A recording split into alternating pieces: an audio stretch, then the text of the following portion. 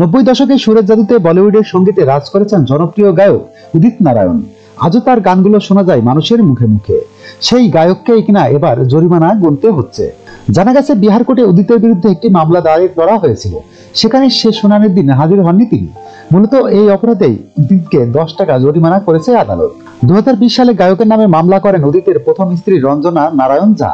তাদের পুরানো বৈবাহিক সম্পর্ক ঠিক করার জন্য এই মামলা দায়ের করা হয়েছিল বলেও জানান রঞ্জনার আইনজীবী অজয় কুমার।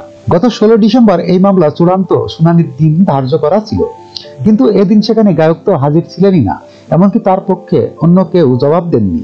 ফলে বিহারের সেই পারিবারিক কোর্টের বিচারপতি রাহুল উপাধ্যায় 10 টাকা জরিমানা করেন এবং আগামী 28 জানুয়ারির মধ্যে তাকে জবাব দেওয়ার সুযোগ দেন উদিতকে। কিন্তু কেন আবারও উদিতের সঙ্গে বৈবাহিক জীবন কাটাতে চান রঞ্জনা?